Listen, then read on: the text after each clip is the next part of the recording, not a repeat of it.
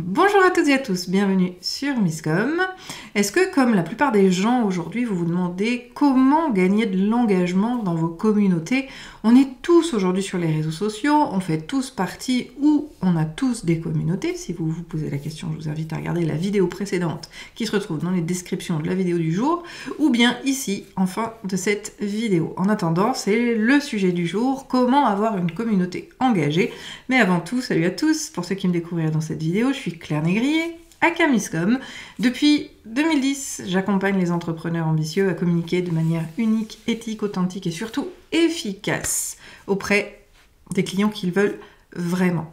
Et sur Misscom, eh bien, je viens vous apporter des connaissances pour comprendre les tenants, les aboutissants et tout l'aspect marketing, communication qui est si indispensable au développement de votre entreprise. Donc cette semaine, je le disais, on aborde la notion communautaire et on vient plus précisément parler de l'engagement aujourd'hui. Oui, il est le fer de lance, il est le maître mot.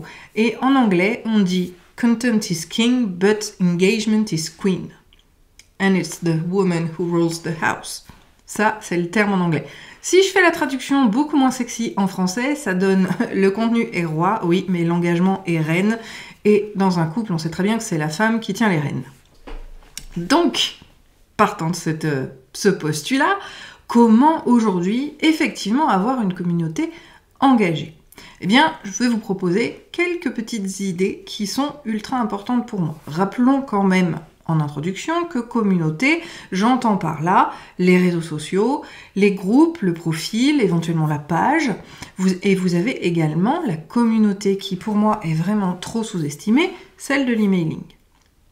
Votre liste email sera la meilleure des communautés. Mais si vous voulez comprendre, je vous invite encore une fois à voir la vidéo précédente. Donc aujourd'hui, sur ce travail d'engagement, premièrement, c'est de comprendre que vous devez être engagé vous-même. Si vous n'interagissez pas en tant que membre de communauté, on ne vous mettra pas en avant en tant que créateur de communauté.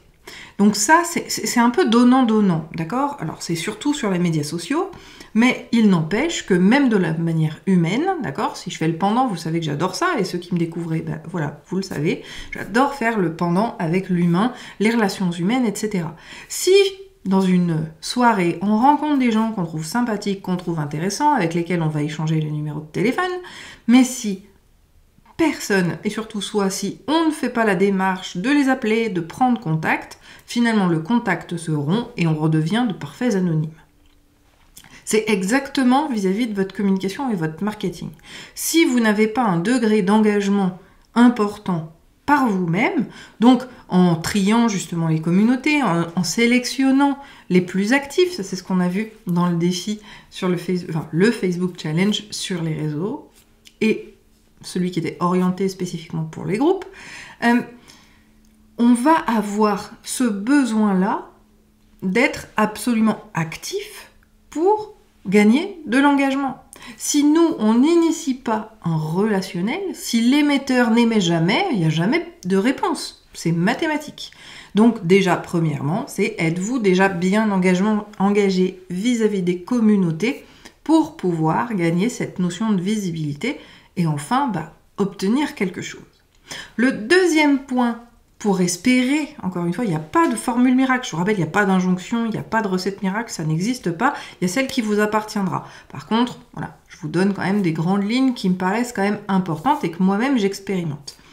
Deuxième point, être unique. C'est le principe, par exemple, du Marketing Lab. Le Marketing Lab est mon ancien groupe Facebook que j'ai ramené à la vie cette année, et plus précisément en septembre 2022,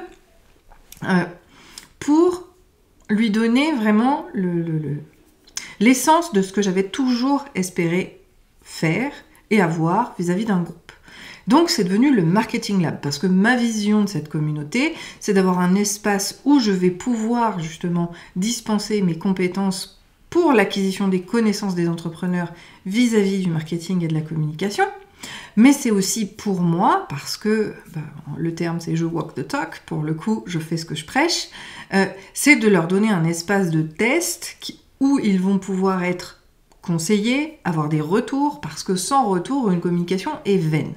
Et c'était finalement là tout le concept de mon groupe. Donc la notion d'être unique, c'est aussi conceptualiser sa communauté. Si vous êtes, encore une fois, un groupe d'entrepreneurs au milieu de milliers de groupes d'entrepreneurs, vous ne faites pas la différence. C'est le même principe pour votre communication de manière beaucoup plus générale. Si votre communication ne vous aide pas à faire la différence, alors vous êtes comme tout le monde et vous êtes noyé au milieu de la masse sans jamais ressortir du lot et sans forcément, si on revient aux communautés, avoir d'engagement parce que vous n'êtes pas visible, tout simplement. C'est même pas une notion de volonté, c'est vraiment une notion d'être visible. Donc, premièrement, être unique et avoir un petit peu conceptualisé sa communauté. Et si je reprends le pendant vis-à-vis de l'emailing, j'ai également conceptualisé ma mailing list qui, je l'appelle ma NCN Family, parce que je les considère comme une famille et j'ai tout un programme pour elles qui n'est pas uniquement du mail à but promotionnel pour histoire de placer mes produits et mes services. Ça fait partie du lot, mais c'est loin d'être la majorité et l'essentiel de ma stratégie d'email marketing. Encore une fois, si vous voulez en savoir plus, je vous invite à rejoindre le Marketing Lab où on va un petit peu plus loin dans ces sujets-là.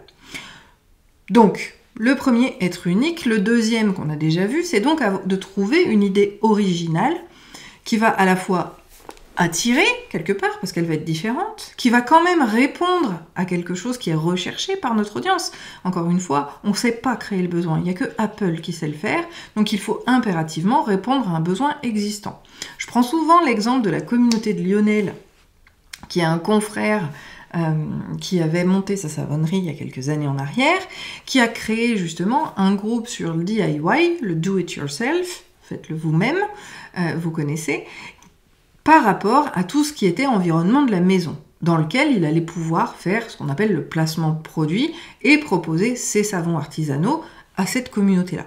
Cette communauté a atteint presque 20 000 membres et elle roulait toute seule, elle était presque autonome parce que les gens échangeaient sur un sujet qui était générique mais d'intérêt général par rapport au groupe, puisque c'était sa thématique, dans laquelle s'intégraient effectivement les produits du détenteur du groupe. Là, on a une idée originale qui, oui, est intéressante, puisque le do-it-yourself et tout ce qui est produits ménagers, etc., il y a de plus en plus de monde qui recherche des recettes. Donc, en plus, un autre avantage, c'est la notion d'animation. Mais forcément, si on est sur une problématique qui est demandée, sur lesquelles il peut y avoir des échanges, où les gens vont échanger entre eux, on aura beaucoup plus d'engagement que si c'est un groupe sur lequel on est seul émetteur et où on espère dispenser et convaincre de potentiels clients. Donc, un autre conseil, c'est ne soyez pas auto-centré, ne visez jamais l'aspect commercial, mais toujours l'aspect communautaire, intérêt vis-à-vis du sujet. Il faut aussi, c'est très important, être régulier. Soyez toujours régulier dans vos publications, dans tout ce que vous y mettez, parce que c'est aussi ça, de créer du lien. Il faut initier l'échange. Encore une fois, je reprends mon exemple de tout à l'heure. Si on a échangé nos numéros pendant une soirée, mais que ni l'un ni l'autre ne fait la démarche de prendre des nouvelles, d'appeler, etc., la relation reste là où elle en est, fantôme. L'idée, quand on a un groupe, il faut l'animer, créer des idées qui sont en corrélation bien évidemment avec le thème du groupe, mais que l'on va pouvoir dispenser régulièrement. Et sachez que ce qui marche le mieux, alors soit comme pour les savons de Lionel, c'est un groupe d'une thématique qui est totalement personnelle, personnalisée et qui touche beaucoup de monde, ce qui fait qu'on a beaucoup de monde sur le groupe et donc et des échanges aussi plutôt autonome, ce qui va permettre au groupe justement de s'auto-alimenter. Ou alors, vous avez, comme moi, un discours qui est plus spécifique sur une compétence particulière, mais dans laquelle vous allez aussi devoir intervenir en termes d'aspect humain. J'adore poser ces questions. Excusez-moi, j'ai un petit cheveu qui me gêne. Vous allez pouvoir poser des questions qui n'ont rien à voir, mais qui vont tout avoir avec l'aspect humain. Si jamais vous adorez l'humour, mettez de l'humour.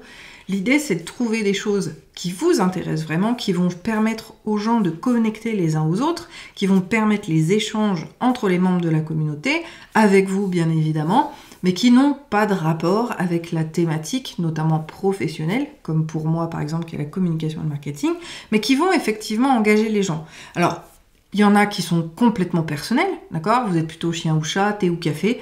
Ça, c'est le genre de questions que j'aime bien poser pour connaître les membres. Encore une fois, intéressez-vous vraiment aux gens. Si l'intention, c'est juste d'avoir du reach, ça ne marchera pas. Par contre, posez la question parce que vous êtes curieux des réponses. Là, en général, ça marchera mieux. On a donc des questions très génériques perso, dans le domaine du correct, hein, bien évidemment. On a aussi tout ce qui va être vie d'entrepreneur, par exemple, ou vie de la thématique que vous abordez.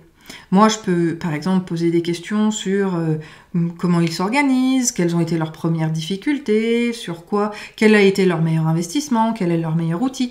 On va avoir comme ça des publications qui seront un peu plus génériques, mais qui vont effectivement donner aux gens l'opportunité de s'exprimer. Puis, si on est sur un groupe, l'idée, c'est l'entraide.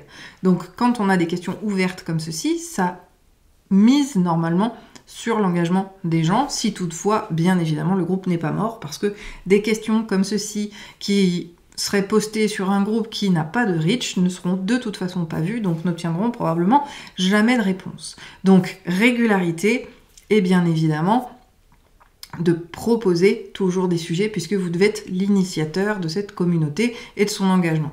Le dernier point, bien sûr, c'est d'être vous-même. Arrêtez les phrases bateau, arrêtez les trucs parce qu'on vous a dit que. Non, faites les choses en fonction de vous, en fonction de qui vous êtes, parce que mine de rien, c'est ça qui connecte véritablement avec les gens. Si vous n'êtes pas vous-même, vous risquez d'avoir un décalage. Moi, par exemple, j'ai un tout petit décalage entre l'enregistrement de ces vidéos et la façon dont je me comporte quand je suis avec un client en direct, parce que je suis beaucoup plus directe, beaucoup plus crue quelque part, même dans mes propos professionnels, parce que j'ai cet engagement et ce besoin d'aller à l'essentiel. Maintenant, sur les vidéos, je ne peux malheureusement pas parler tel que je pense exactement, tout simplement parce que YouTube risquerait juste de couper ma chaîne, parce que je dirais trop de gros mots peut-être. En tout cas, voilà, j'ai encore cette petite barrière-là, mais parce que je considère, au même titre que la rédaction d'un article, on va quand même écrire de façon plus soutenue que celle qu'on parle, parce que c'est comme ça. Donc, il y a aussi cette notion d'échelle, et encore une fois, il faut que ce soit OK avec vous. C'est une pratique qui est OK avec moi, raison pour laquelle j'accepte d'être dans un langage un peu plus professoral pendant mes vidéos que je ne peux l'être sur le Claire part en live du vendredi du marketing live ou sur l'espace de le coworking du lundi. Bref, vous comprenez que dans le marketing lab, il y a plein de choses en place. Je vous invite à le découvrir aussi dans un lien que vous trouvez dans la description de cette vidéo. Bref, cette vidéo est bien assez longue, je récapitule. Pour avoir une communauté engagée, il faut 1. Être unique, 2. Travailler sur une idée originale, voire un concept. 3. Être régulier, bien évidemment. Et être vous-même pour pouvoir booster véritablement l'engagement. Voilà comment on fait une communauté engagée. Et puis pour les objectifs, je vous le rappelle, c'est aussi très important de savoir pourquoi vous faites pour être sûr d'être à la bonne place, au bon endroit et de faire les choses correctement. Mais ça, c'est un autre sujet qu'on verra une prochaine fois. Je vous souhaite une très bonne journée. On se retrouve la semaine prochaine pour une nouvelle thématique sur YouTube et demain sur les questions-réponses du Marketing Lab, si vous le souhaitez. Très bonne fin de journée. Ciao.